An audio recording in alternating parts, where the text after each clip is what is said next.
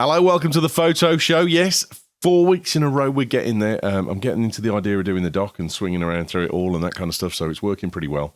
I'm going to keep going as long as I can. I could have done with a bit of help this week. If anyone's got any stories that they want to put in the doc, then do shout out, do throw them forwards, britishtechnetwork@gmail.com, and we'll get them done. And don't forget, of course, we will answer your questions. We'll also be giving away 2 of these Spider 10 from Datacolor. They are beautiful. They are the best screen calibrators you will ever see. And I have 2 of them to give away thanks to Digital Glue and Datacolor, but we'll come back to that in a little while. Right then, let's start off with the news. First news story then, weddings. I don't do weddings. Don't like weddings. Hate weddings. People have said to me, will you do a wedding? No. Will you do a wedding? No. Will you do a wedding, please? It's my best friend and they love your stuff. And I'm like, is the bride arriving in a car or on a unicorn? Because I'm not interested if it's the latter. So I don't do weddings much, but there's plenty of photographers that do. But a couple have written to a few photographers, potentially, I would guess, in their local area, and said that they have plenty of unmarried friends coming to the wedding. Would they shoot continuously for 10 hours at the wedding and then give them the results free of charge in return for exposure to the 117 unmarried guests that will be there between the ages of 24 and 35. In addition, there will be 73 parents with unmarried children between the ages of 24 and 35 who will also be at the wedding. Doesn't say whether they overlap or not. For 10 hours of continuous shooting. Well, for the first thing, you're not going to get 10 hours of continuous shooting out of me, not in a million years. I would want to intersperse myself with throughout the day and talk to people and that kind of thing, get them at ease with me. There's no way I'm shooting continuously for 10 hours. Basically, you cheeky bastards. So, I mean, this week, I had a function that I said I'd do the photography for, and I wanted to sit and talk to someone who was a potential customer there. And a guy who does, that I know, good mate, Edwin, who does event photography, that's his specialism. I said, would you mind just picking this up? You can have all of the people that are there, get all the details, do all that kind of stuff. But I just want to talk to this guy about work. He went, yeah, no worries, mate, I'll help you out. And he was a good lad. And thank you ever so much to Edwin for doing it. But that's a different thing from going for someone you don't know and asking them to shoot all day for 10 hours. You cheeky bastards. Yes, I'm sorry, I think that works. You'd have got a firm no from me. This was posted, one of the photographers who received the letter, or the photographer, I'm thinking there was more, took the letter and posted it on Reddit. Needless to say, the answers that were given on Reddit were not very friendly at all.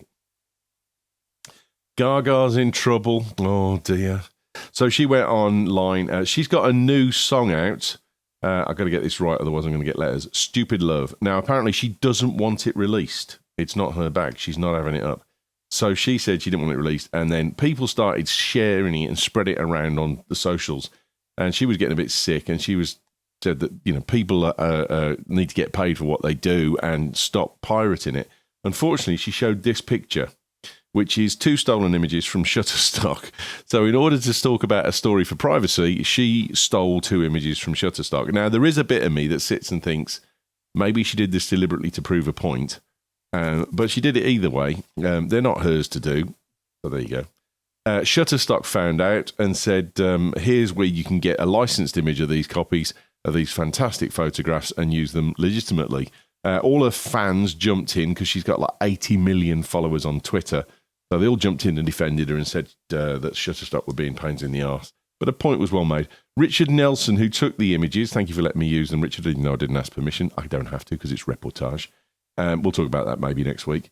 Richard Nelson, who took the images, tweeted back, as the photographer of these images, I got you. And he sent her copies of them without the Shutterstock logo on.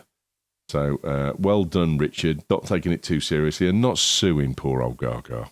Yeah. Photographers are starting to offer pro courses to people on their phones. So, as a result of the fact that everyone's got a phone, it would seem that professional photographers, and there's been quite a few high-profile ones in some publications, have offered phone photography classes or phone photography courses, how to use your camera phone far better. I think this is really sensible. 80% of adults in Britain own an iPhone.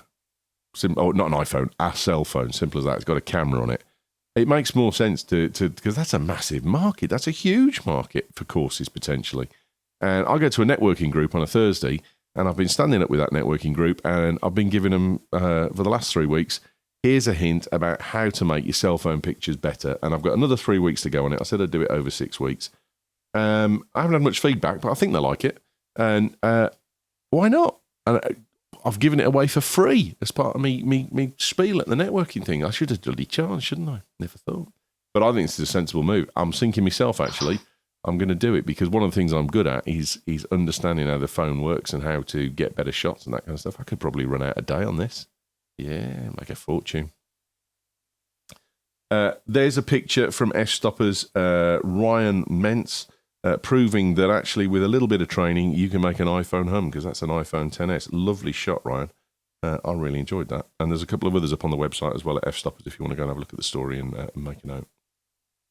Kim Kardashian is in trouble. Very much the same as Lady Gaga here. She published an image from a photographer without permission, a paparazzi shot. And there's a fair few paparazzis are suing celebrities for just heisting their images. She stuck it out on Instagram. She got 2.2 million likes for this image without crediting the photographer. So Saeed Bolden, who is the guy who took the photo, is suing her. He's also suing her firm that does her clothes. I don't know why, but he is. She's taken it to heart, and she's gone out. She's hired herself a paparazzi. He or she is going to be shooting images of her, and then those images will be given to her to distribute as much as she likes. And she said they're all charging you for licenses and that kind of stuff. So what I'm going to do, she's having them photoed, and she said she's giving them out to the fans. And she said to the fans, do what you want with them. They're your images to use however you wish. Good on her. I like that. It's a good response. Get yourself, and you should be doing that anyway. If you're a rich enough celeb, get yourself a pat, follow you around, take your pictures. Old Matthew Lepre did it the other week, didn't he, when we talked about it? So I like it. Well done, Kim.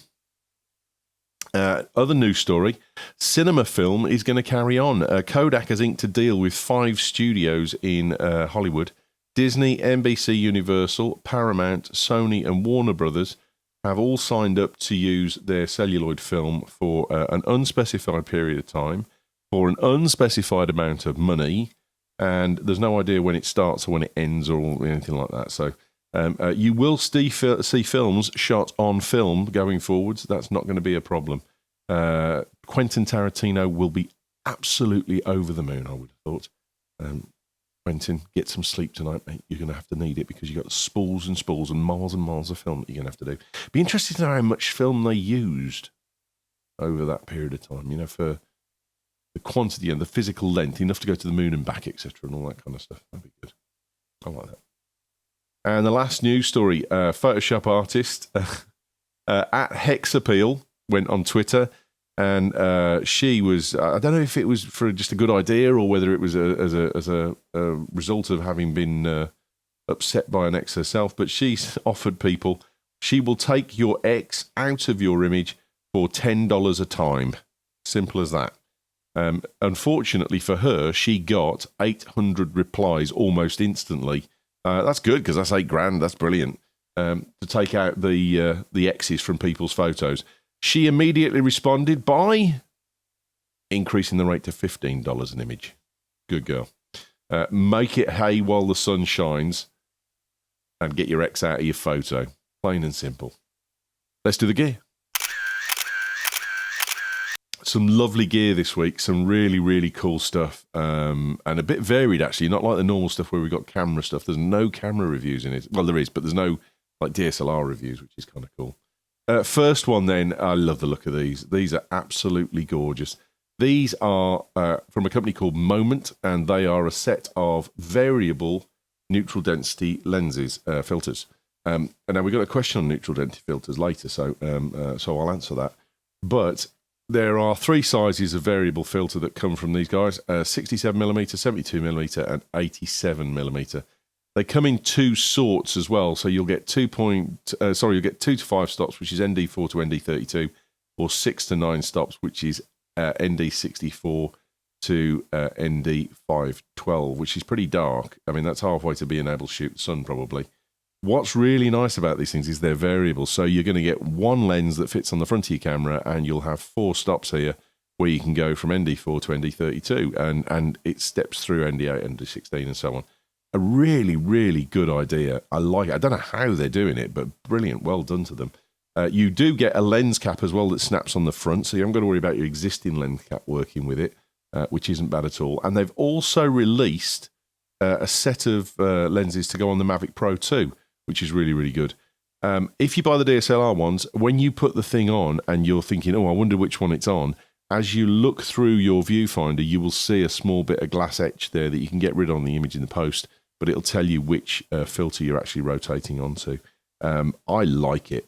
I think, and the fact that it's variable as well for the Mavic is really, really cool, because that's don't be snapping ones off and on and off and on and running the risk of damaging your gimbal. If you want to get the ones for the DSLR, these ones, then it's 150 to 170 depending on the size. So the smallest one's the cheapest. And if you want to get the Mavic stuff, then it's 80 per lens or $150 for both of them to go with the Mavic Pro 2. I like that. I think it's a really good idea. I love the look of those lenses. That goldy coloured front is gorgeous. They're really good. They're made out of aerospace grade aluminium and shot glass as well. So, don't know what that means, but that's good. Sounds lovely. Next story. Adobe Premiere has added pro production features. A new set of features has been built from the ground up, according to them, and they've done it with Hollywood in mind. Now, if you're sitting thinking this is going to be a whole load of special effects that go on, you're going to be mistaken and you're going to be a bit disappointed. This is all about the project. So one of the features they've got is project locking. So if you've got some shared drives or you get some shared projects that people can dip into, then they will stop you from getting people into those things if you've got to a certain stage and undoing your good work. There's shared storage location use as well, so that you can do that. And there's media referencing too, so that you can make sure that a single project has got easy understanding of what a media clip is to then drag it into the other stuff. There's shared rendering files as well. Now, that's a really big one. So when you import a file into any of your video applications, it's got to do a partial render on it so that it can actually show it to you before it does a final render when you bounce out. Those files take up a lot of space, and if you get rid of those, your program just slows down because it starts to re-render them all before you can use them again. So what you'll be able to do is, if you share a file, you'll be able to share the rendering of that file as well, which is really going to speed things up. No date and no price, but people are saying it's going to become very soon. I can't see them. I don't know whether they're going to charge a lot for that or not, but it's good. It's a good addition. This is the Jolly Look vintage camera. A Ukrainian firm. They came out with a cardboard camera in 2017 and stuck it on Kickstarter. They've done the same again and come back on Kickstarter with this. It's a fold-out camera, kind of like an old box brownie, that's made from environmentally friendly materials, and it publishes instant film. So it's a Polaroid, if you like, of manual cameras. It's got a manual crank on the front to focus it and bring everything forward and backwards, with a lens protector on it as well. And it shoots images. And just like Polaroids in the 1970s, they're a bit crap. So why you quite want to buy this and do it, I don't know. But it's $89 to buy the basic model. You can get them in brown or you can get them in black. I think there's a few of the $89 ones left, and then you're up to $109 because you're buying the additional kit. And then you're going to have to buy 2 after that when that level's gone. I don't get it, but okay. Some people may like it, and it's a bit of a novelty to use at a party or something, perhaps. But the images aren't brilliant either, and you'd have thought that you could do instant print film and still improve it, but they haven't. How much the film costs as well, and where you get it from, I couldn't read that bit. I couldn't be bothered. I gave up. This is another retro camera. It is. It's called the Fragment 8. It's supposed to recreate, faithfully, Super 8 film. So if you want that jaggy, jittery crap that you had when you had a Super 8 camera, this is an almost perfect replica of Super 8 film, they say. You can keep it, really. It only does 120 seconds of film at a time, or recording at a time, and then it outputs it as a GIF, and that's it. So you get a GIF file at 720p, and it's only lasting 120 seconds. The images that they've put out They really do look like Super 8. I got no problem with it, but it's horrible, jerky crap, which is what Super 8 was. So I don't know why you want to do this. Someone's going to have it. Okay, fair enough. Another Kickstarter, $90 if you want one of these things. No, thank you. And the last thing then is Pentax have released a new K-mount lens. This is the 70 to 210mm f4. It's a nice lens. It's 20 elements in 14 groups. It looks really, really good. It's from Pentax, so it's going to be a good quality lens. There's no question of that. Minimum focus distance is quite nice. It's 0.95 of a meter, so very close up. And it's 819 grams, so it's a fairly hefty weight. It's going to be really nice. It's got an extremely fast and quiet focus on it, and a good motor in it as well. And it's designed to be a bit more budget than the 2.8 f10. The 2.8 70 to 200. It's $1,100. I think that might be a tiny bit much. I don't know what the conversion is going to be in pounds. If that comes back at £1,100, then that's a little bit more for an f4 lens. You can get stuff that's a lot cheaper than that. 2.8, 1,300 you'd expect, so 1,100 for that. I'd want a bit bigger of a difference, really, I have to say. But it's a pleasant lens. An addition to your bag if you're into your Pentax. I don't know anyone that's got a Pentax with a K-fit lens. No one. Not one of my peers or anything. Now then, if you would like the Spider 10 from Datacolor, this is a screen calibrator. If you're a photographer and you're into your photography, then this is a must-have device. You plug it into your system, it calibrates your screen and makes sure that all the tones that are on your screen are true, so that you know that what you see is what you output into other people's screens and to the web and for print. It's well worth having. It's about 150 quid's worth, and we've got 2 of these to give away thanks to Digital Glue, who's an agency here in Birmingham. They're doing it on behalf of Datacolor. It will be absolutely wonderful. All you've got to do is get yourself into our YouTube channel for British Tech Network, and you've just got to put in that you are liking and subscribing us. Leave us a comment. That'll make it an awful lot easier, and if you've got a nice comment, we might think about putting that in as well. But we'll have a draw, and whoever is pulled out of the draw, the first 2 out, will get 1 each of these sent out to them. They are right here in the other lounge, and they will go out as soon as we get someone in. Yo is leaving in and out of the chat room like Billy-O, and then he's back, and then he's gone, and then he's back, and then he's gone. That's what all the thwacking is. I do apologise. Right, time for your questions. First question then is from Francis. Hi Ewan, I've recently retired and started using my camera equipment a lot more. I've got a Canon 350D, and whilst I know it's old and not the best camera, it's perfectly fine for me, and it's hardly been used. Now, the 300D, I'm pretty sure, was a full-frame sensor. It was a big 35mm sensor. It was only 6 megapixels, but I'm pretty sure it was the full 35mm size. And it shot amazing images. I had a 300D, and it worked brilliantly. That's a Rebel 2 if you're in the States, I think. So I think the 350D is the next one up, but I don't think they went to an APS-C sensor. I think it was still full frame. I use kit lenses that came with it, so that's the 18 to 55, I think. But I'd like a few more lenses to get more versatility. Being retired, though, I've got a limited budget, and to use your phrase, how can I get more bang for my buck? Right, Francis. First thing is buy off-brand lenses, because your Canon lenses are going to cost you a little bit more. Have a shop around, get on Amazon, get on eBay and see what's out there for those. Don't be afraid of second-hand lenses. I was talking with a guy this week who's actually sent a question in Vaughan, and he was saying about buying lenses, and he said, but I don't know how much to spend on stuff. And I was like, well, buy a second-hand lens. And he's like, really? And he shied away like it was a really bad thing. If you go to Wex Photography, you can get a great second-hand lens, and I'm sure some of the other photographic retailers, Parks and Jessops and all those kind of guys that you find on Twitter, on socials and Google, that if you buy a second-hand lens from Wex, it will be checked over. They'll tell you the status of it online as well. So if it says it's nearly new, small amounts of dust inside, that kind of thing doesn't affect shooting.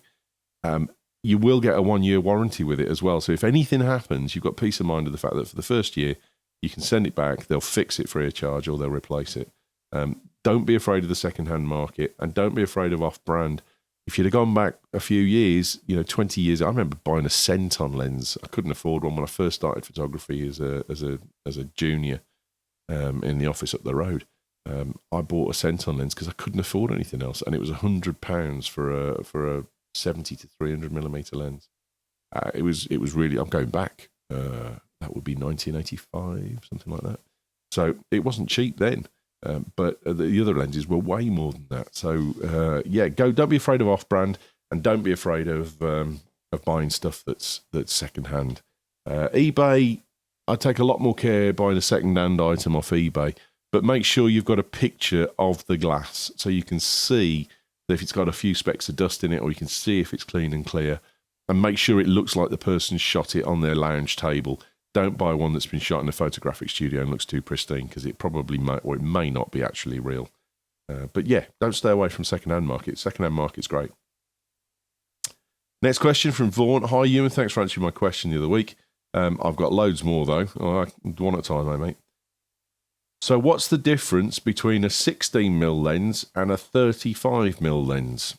Right. So the focal length of your lens is the distance at which the light converges or diverges. So if you imagine, let's say I was in a room, a small room with a small window in it, and I put a big sheet up to catch the light, and I had a black plastic all over the screen, and over the lens rather, and I cut a tiny hole in it. That is going to send the light through to the sheet to gather it. That's my capturing medium. So the light from the floor is going to go up through the hole in a straight line and end up on the ceiling. And the light from the sky is going to go down through the hole and end up on the floor. So my image is going to be inverted because light only travels in a straight line. So where it crosses over, that's the focal point, and it'll be nice and sharp. So with a 16mm focal lens, all the lenses that you've got are assuming a 35mm capture medium. So it's 16mm for a 35mm capture medium. So that's the standard size that you had for negatives and transparencies, and the 35mm market is used because it was the biggest one, simple as that. So 16mm from the capturing medium is where the light crosses over, where the focal length of the lens is, where it's at its sharpest. And if it's 35, it's further away. Now, the reason then is that the lens has to get longer, so the tube is getting longer for the light to come down. So you're capturing a narrow field of view each time. So that's why at 8mm, you end up with something that's like wide because of the fact it's only got a short distance to travel. So you can start to get loads of light coming in from loads of different directions around it. Once you get up to 200mm, you've got a much longer length of lens, and there's a narrower tube, so therefore everything is further away. Yeah, and you've brought it closer because of the fact it's a zoom lens, effectively. So that's it. The difference between your 16mm lens and your 35mm lens is the distance of the focal length of the lens from the 35mm. Now, if you're talking about an APS-C sensor and you say, right, we get crop factoring, well, that's because the sensor isn't 35mm. The lens is rated based on a 35mm capture medium. So if you put a smaller capture medium, it's cropped as a section of the 35mm that would have been there. So that's why you only get 1.6 times. So it magnifies 1.6 times against it. So there you go. If you're a doctor of physics and you've done your dissertation in optics, don't send me emails. Tell me I've got it wrong. It's enough. And the last question, Chris. Hi, Ewan.